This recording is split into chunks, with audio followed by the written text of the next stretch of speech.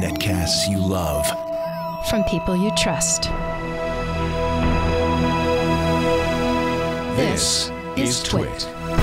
Bandwidth for iFive for the iPhone is provided by Cashfly at CACHEFLY.com. This episode of iFive for the iPhone is brought to you by Gazelle, the fast and simple way to sell your used gadgets. Find out what your used iPhone, iPad, and other Apple products are worth at Gazelle.com.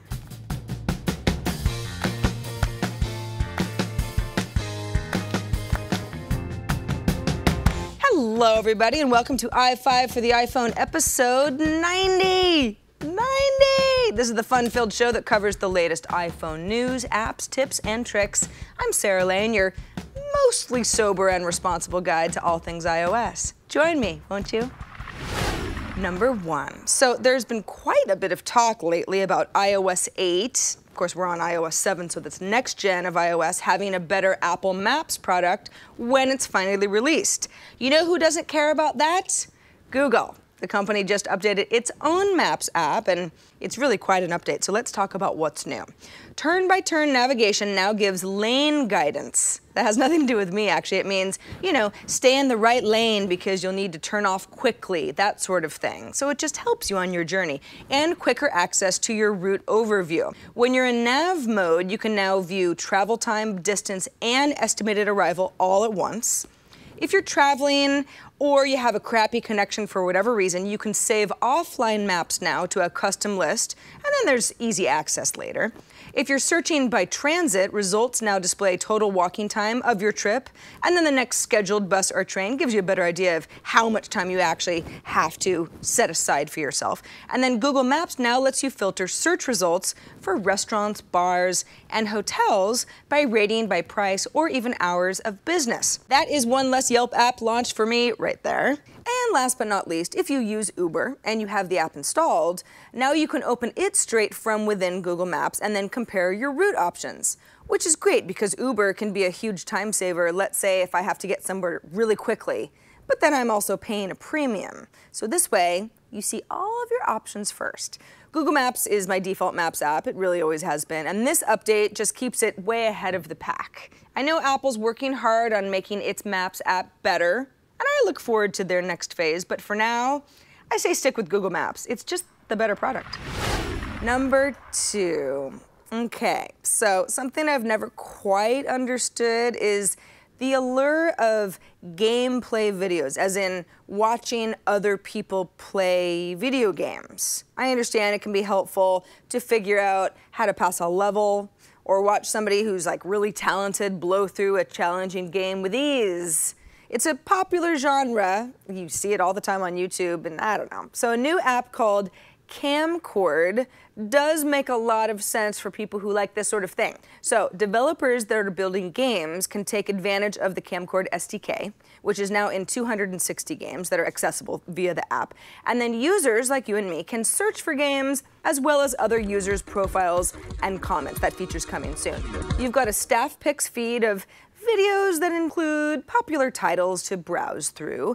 Also, you can improve your own skills by watching walkthrough videos that have high scores. So, you get a little help here and there. If you're ready to record your own high-scoring session, you can also do that and then share with the rest of the community. View videos by popular, by high score, or most viewed. Some of the stuff is, I have to say, honestly, really weird. I'm a cat, I'm a coolie, okay? It doesn't have anything and I'm a man jumping. But again, I know I'm not necessarily the exact target audience here.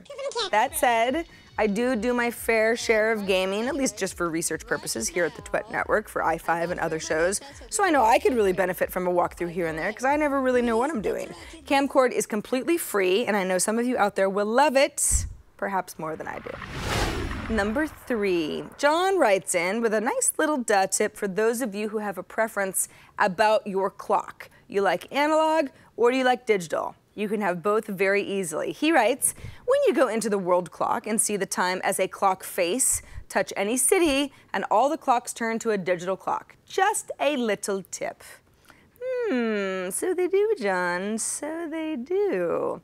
This is actually one of those skeuomorphic things I actually hope never goes away, even though iOS 7 is supposedly going away from all the skeuomorphism and going flat. I say, give me an old-fashioned clock face any day over the digital version. It's like Beauty and the Beast. But are they even teaching kids how to tell time in school anymore? I don't know. Does anybody under 16 know how to read an analog clock? That's kind of a scary thought, and probably another conversation altogether. Point is, pick your poison and don't be late. Thank you, John. This episode of iFive for the iPhone is brought to you by Gazelle. Are you finally going to get the new iPad or maybe the new iPhone? Gazelle wants to buy your used iPhone, iPad, or other smartphone. You can lock in your price today and then send it to Gazelle when you're ready for your new one, because that offer is good for 30 days. You wondering how this works? Go to gazelle.com. That's Gazelle.com. And just enter your item. Figure out what Gazelle is going to give you for it. And tell Gazelle the condition it's in. Don't worry, they'll even buy broken iPhones and iPads, which is good for people like me. Then you get a risk-free offer for your gadgets, and Gazelle will even throw in free shipping. When it's time to get paid, you get paid fast. By check, by PayPal, or get an extra 5% with an Amazon gift card. So go to Gazelle.com right now and get that offer for your iPhone or iPad. Payment will be fast within just a few days of the item being received, and it's risk-free. Those offers are locked in for 30 days, and that gives you time to transfer data or set up your new device. Plus, Gazelle will wipe your data for free. You kind of want to do that yourself, but if for any reason you forget or don't know how, Gazelle will do that for you. It's trustworthy. Gazelle has paid more than $100 million to over 700,000 customers. Free shipping, fast process, all sorts of products Gazelle is ready to give you money for, like the Apple iPad 4th Gen, 64 gigabyte. You might have that. It's actually a really nice iPad, but hey, what's your iPhone, iPad, or other gadget worth? Take a minute, go to Gazelle.com and find out. But do it now, because your iPhone may lose value the longer you wait. And thanks to Gazelle for sponsoring this episode of iFive. Number 4. You know how I'm always asking you guys for app reviews and then you just sit there and ignore me? It's all take with all you people, unless you're Riley. Riley's got a great little tip for anybody using the Native Mail app who needs easy access to all those drafts. Riley, you're on. Hi Sarah, this is Riley from Both Spot, New York, and today I'm going to show you a cool little mail tip. So just first open the Mails app and hold down the Compose button down in the corner. Here you'll get a list of all of your drafts and all of your accounts in one place. There's even a new message app, a new message button right there, and you get all of your drafts. You can scroll and see all of them. You can even refresh the list by scrolling down. Ah, the old Compose press and hold trick. Not very intuitive, Apple, but now we all know, and thanks to Riley. Finally, number 5. Do you ever take a video with your iPhone and then you kind of don't know what to do with it later? Videos are cool and everything. Maybe it was a really nice moment, but it's not exactly frameable. Or maybe you took the video by accident. I do that all the time. A new app called Vhoto, it's like photo with a V, not only lets you record video or import video you've already taken from your camera, but Vhoto's chooser then looks at the hundreds of still photos that are inside those videos and finds what it thinks are the best pictures. It's based on technology that recognizes images, shapes, colors, and textures. For example, 2 people smiling, a nice moment. Or maybe something pivotal happens, like a baseball bat strikes the ball, that sort of thing. It also learns what photos you like as you use it, so it kind of gets smarter. You tap the screen while recording video, and it tells Vhoto to focus on that part of the shot. You turn the camera, and Vhoto knows you're interested in a new set of images. Now, of course, Vhoto's own social network lets you find and follow hashtag topics featuring photos that are shared by other Vhoto users. Do with that what you will. I'm personally just tired of these social networks that are built into every single app, but there's certainly nothing wrong with having the option to connect with other folks. One note, Vhoto will only run on an iPhone 4S or higher. I know that's most of you, but I want to make sure you iPhone 4 users don't feel duped into installing an app that you can't use. I honestly don't take that much video on my iPhone, so I would like to know from all of you, do you think Vhoto works well? Are you happy with the quality? Is it something we all need? Feedback, please.